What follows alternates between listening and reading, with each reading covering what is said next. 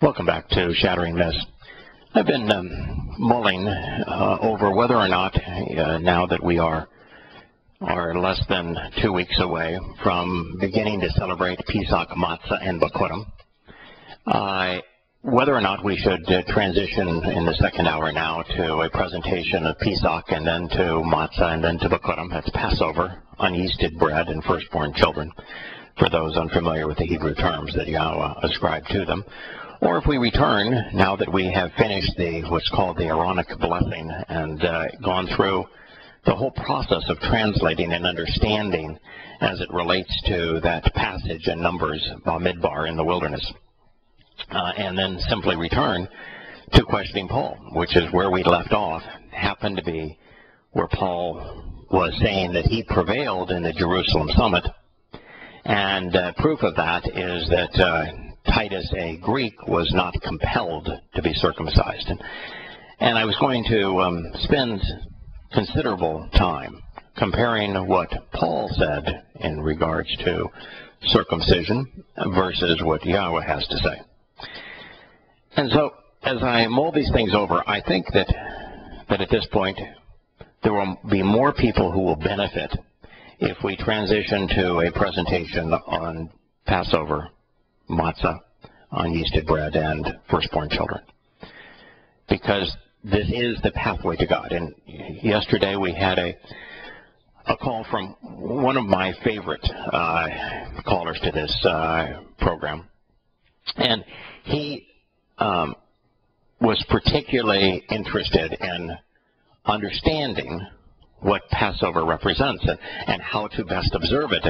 And what was so appealing about that phone call is this is an individual who, when we began this program years ago on Genesis Communication Network, called in. He was one of the very first callers to the program, and his call was to defend Muhammad and Islam.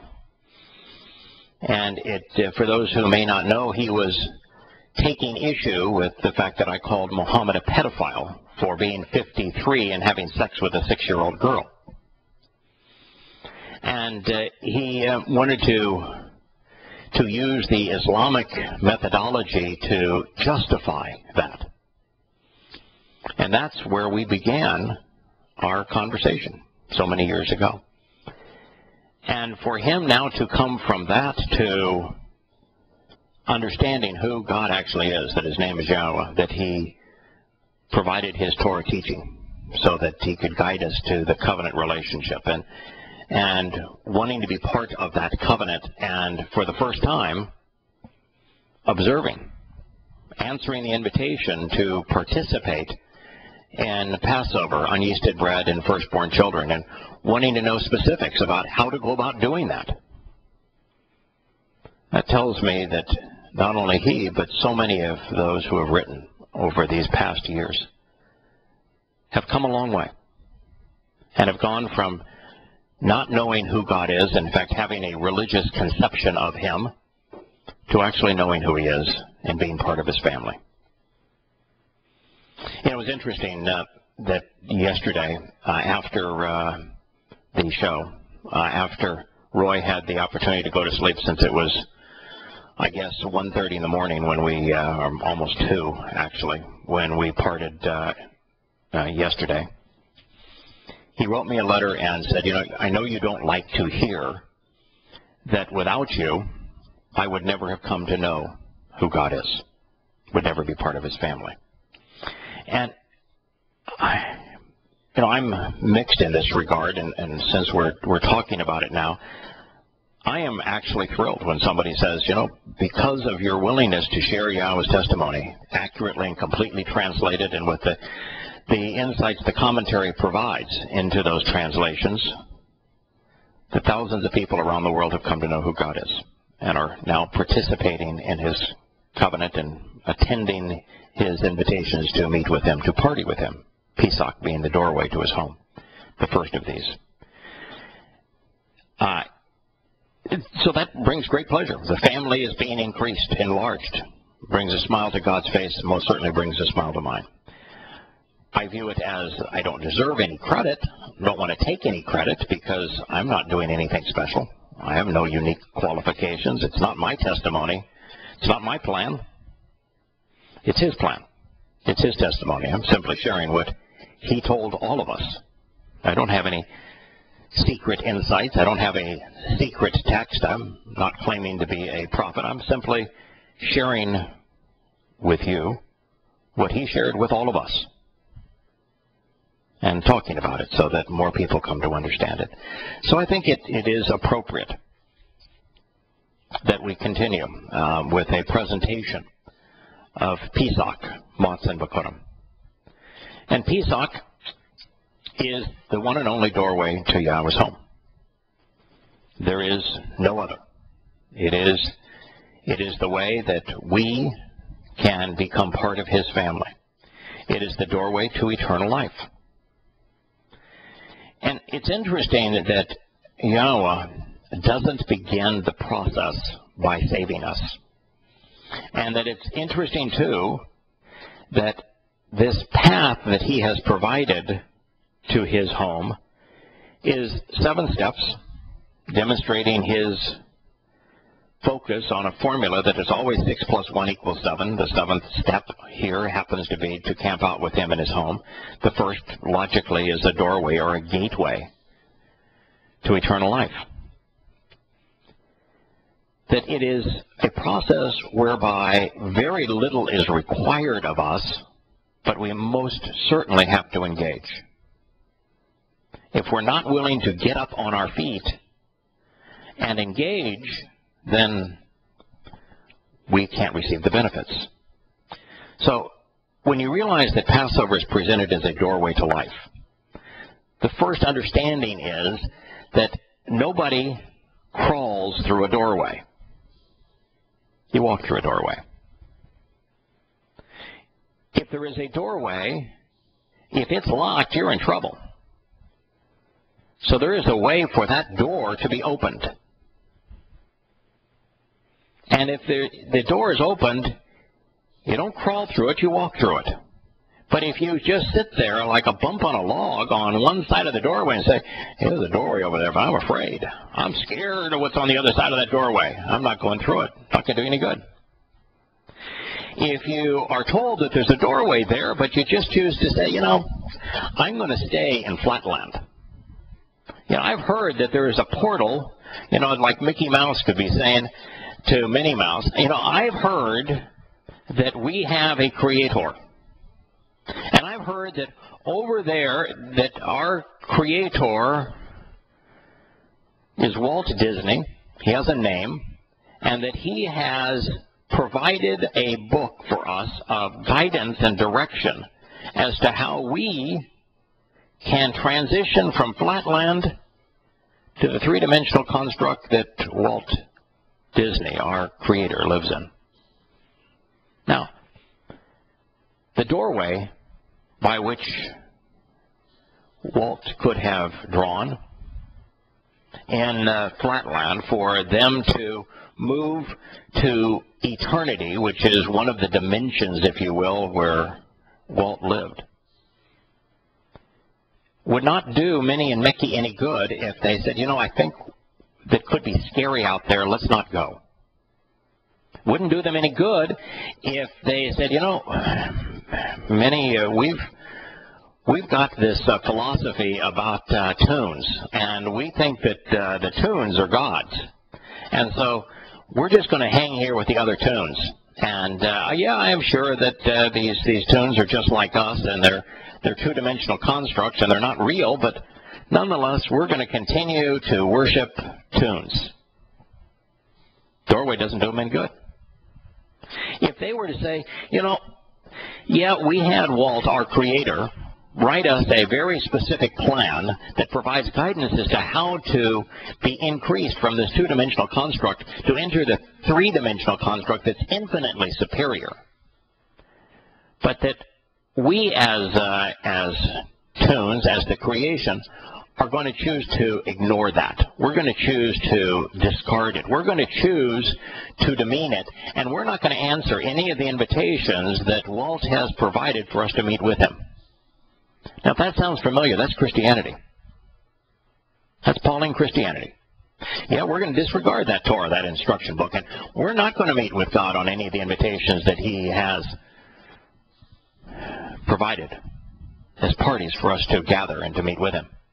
And oh, by the way, we are going to worship other tunes,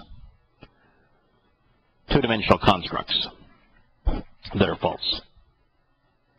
All of that is what we have done, and yet in our three-dimensional realm, there is this doorway,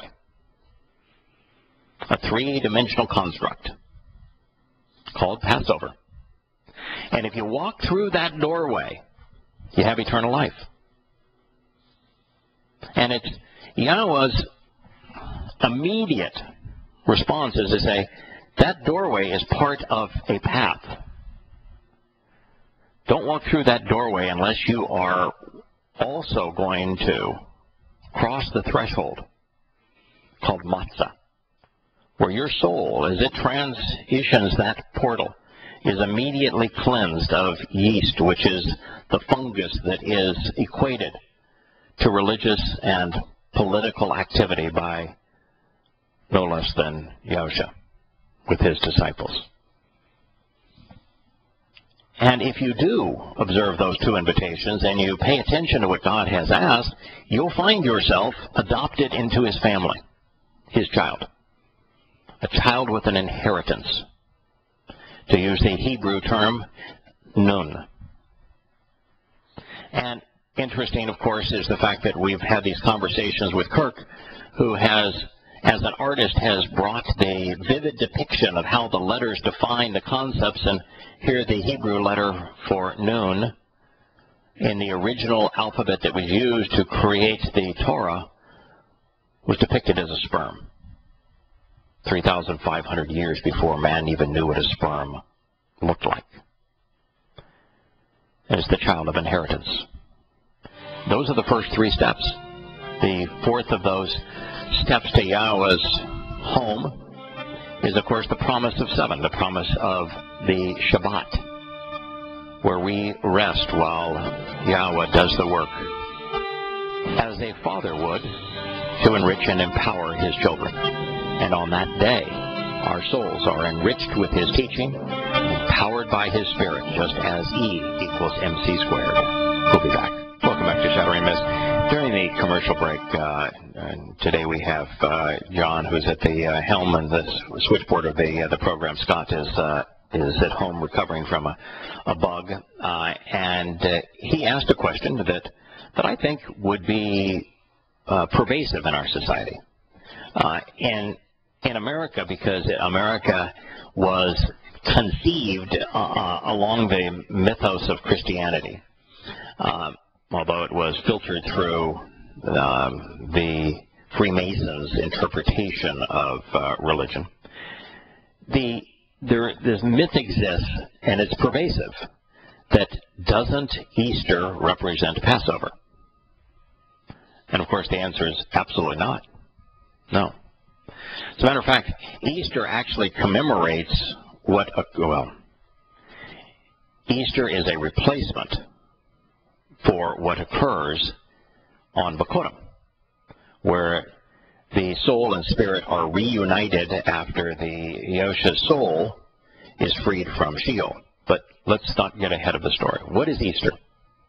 Since it occurs at a similar time of the year, never, by the way, on the same day. The Roman Catholic Church wanted to make certain that Easter was always different than the Passover, unyeasted bread, matzah, and Bikurim.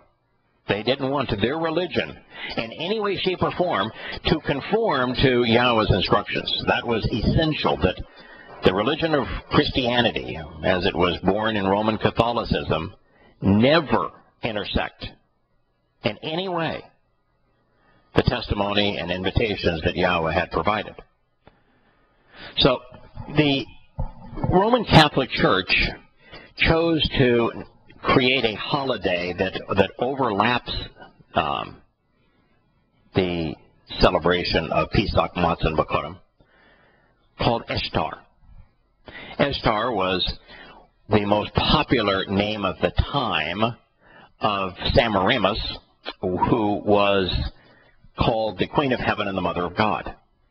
In Babylon, Ninus was king, and Ninus means son.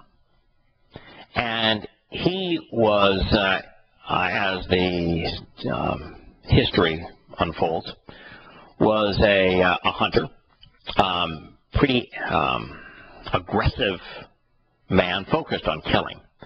And he, in turn, was killed by a wild boar, which is why the Easter ham is so important. And the 40 days that he evidently suffered is called Weeping for Tammuz in Judaism, and in Christianity, it's Lent. And so it is this day that commemorates the death of Ninus. And it's celebrated around the Mother of God and the Queen of Heaven, Semiramis, in the Babylonian religion. And she claimed, so that she could cling to power after the king had died, that the sun, which was the principal symbol of God in Babylon, that the sun impregnated her on the winter solstice, December 25th. This became the basis of Christmas. And that 9 months later, she gave birth to the son of the sun, making her the consort of God, the Son, and the Mother of God. It was very similar here to Christianity all the way through. And it always occurred, therefore, with her being the time of her impregnation, that to the birth on December 25th, she's impregnated on Ishtar, on the day that the sun crosses Taurus the bull, the constellation on the vernal equinox, and gives birth to the Son of God on December 25th, which is the winter solstice, the day that the days start to grow longer. So that's the mythology became the Christian mythology. And you were able, with that mythology, to both create a dying and resurrecting God and a woman who became Mother of God, the Queen of Heaven, as well as a birth date for God. Now, mind you, that God can't die. And mind you, that in Flatland, they can't go off and kill Walt Disney. Mickey can't kill Walt Disney. Man can't kill God. God can't die. God can't be born. So all of that mythos is wrong. But this mythos of Ishtar, named after one of the more popular names for Semiramis, became the replacement for God's invitations of Pesach, Matzah, and Bakodim. It became the holiest day on the Christian religious calendar, wholly in conflict, in competition with the Creator God of the universe. We'll be back after the break. Been chatting with John in the break, and since he was open to me using our previous discussion as the lead-in to our last segment, I'm going to assume that he's comfortable with me doing it again now, and if he's not, since he manages GCN, we won't be here tomorrow on the show. But I think we're in pretty good stead. John asked, so with this information that you're providing, what do you think about the afterlife? Is there an afterlife? And well, I did not say this to John. I have said this on this program, and I'm going to say it again.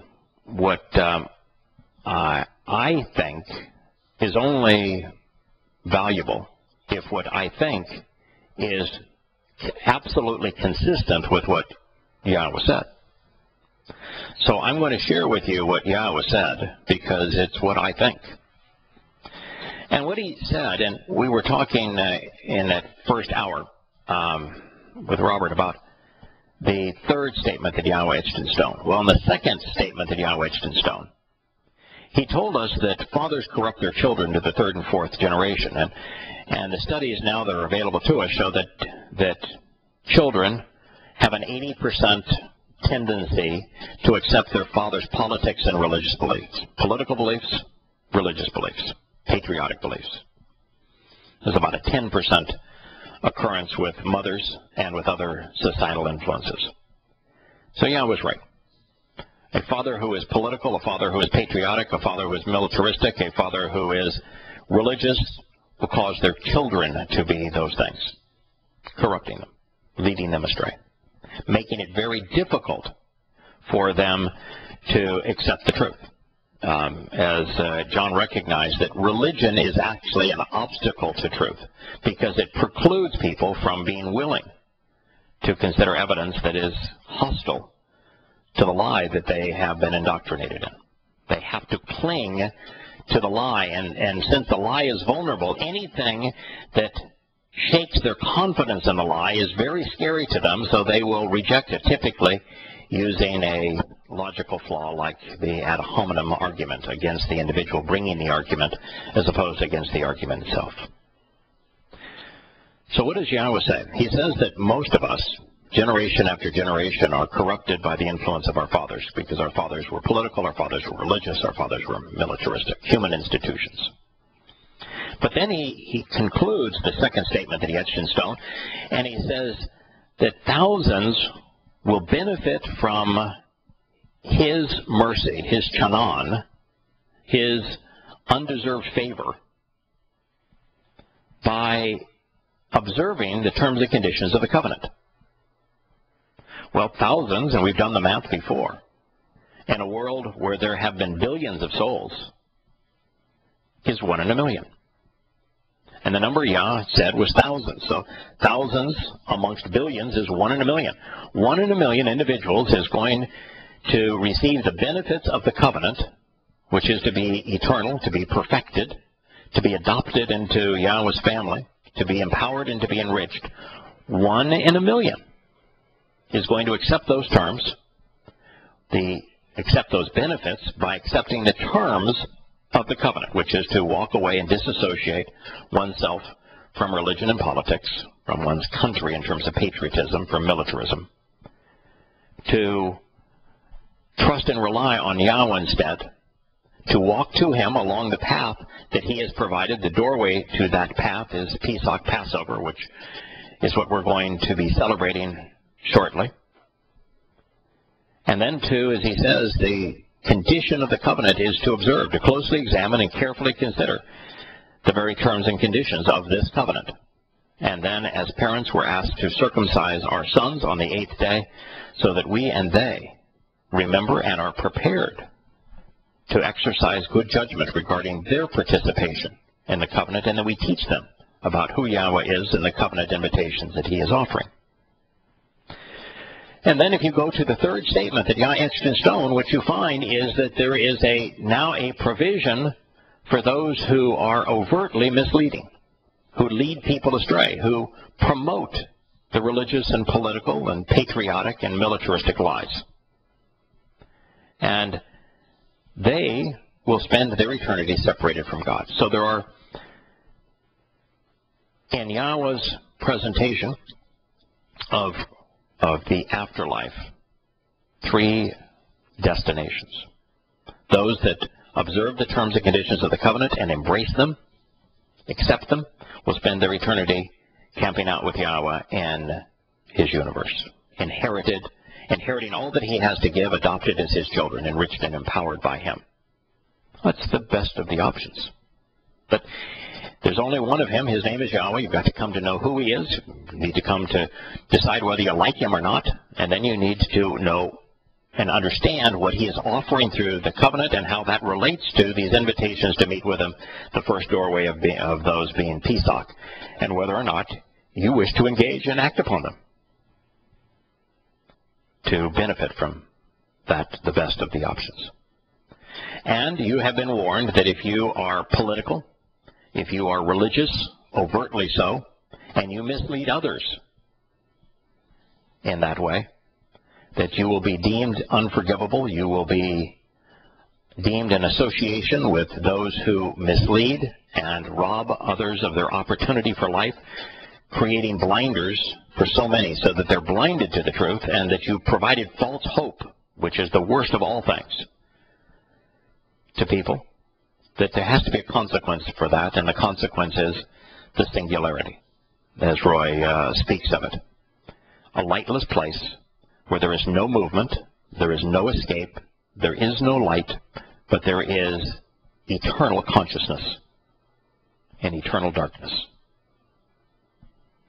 And we don't know what percentage of humankind are destined for that fate, but my guess is that it's less than 1%, because the vast preponderance of people just go along. They're victims of religion. They're victims of political and patriotic lies and of military deceptions. They're victims of these things. Now, they're not hopeless victims. They all had a chance. They could have gone against the flow. They could have stood up. They could have walked in a different direction. They could have taken Yahowah's advice and walked away from these things and to walk to Him. But the vast preponderance of people will simply have squandered the life that they were given. And upon their demise, their souls will cease to exist. Ashes to ashes, dust to dust. They had their life. They were given the opportunity. They were given the roadmap. It was there just as it was with Mickey and Minnie, as Walt provided the means to live beyond flatland. We were all given directions as to how to live beyond our three-dimensional construct. Same set of guidance to all humanity. We can ignore it. We can reject it. We can accept it. Those are our options. Or if you are like Paul, you can go to war against it and corrupt it and change it and besmirch it. And so, for those who elect just to go along with the flow, who either because they have become religious and that evidence and reason, even when it comes from God Himself, that God's own testimony does not resonate with them, when they're actually antagonistic, as so many Christians are, to God's own testimony, that if they're in that realm, then at the end of their life, their souls will simply cease to exist. Now, well, John says, well, that's not good. Well, yeah, that's true, it's not good. But it's not bad either. It's just nothingness. You know, if God were as Christians purport, as Muslims purport, saving some and Himself assuring that those who did not do whatever it was that He said were tortured forever in hell, then said God of Christianity and said God of Islam would be sadistic. You know, love me or I'm going to see to you're tortured forever. Obey me or I'm going to see to it that you're tortured forever. That kind of a God is disgusting. But that's the God of Christianity. It's either heaven or hell in Christianity. And a God that would say, you know, if you don't accept what I've offered for heaven, then I'm going to see to it that you're tortured forever in hell. That kind of a God is revolting, sadistic. Atheists know it. Agnostics know it. It's one of the great roadblocks. Christianity has created one of the great roadblocks to thinking people coming to know who God is. But you see, the real God didn't say any of that. It's not heaven or hell. The vast preponderance of souls simply cease to exist.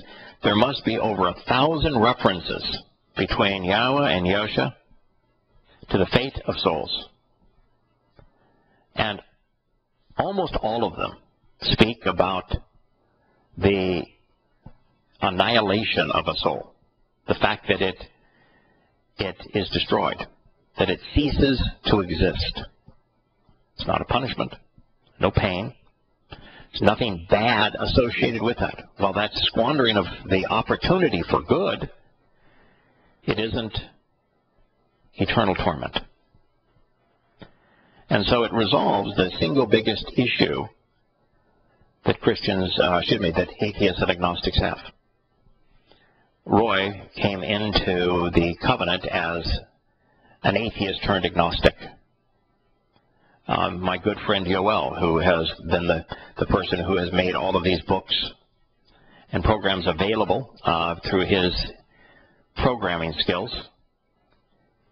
transitioned from atheist to agnostic to a member of the covenant family.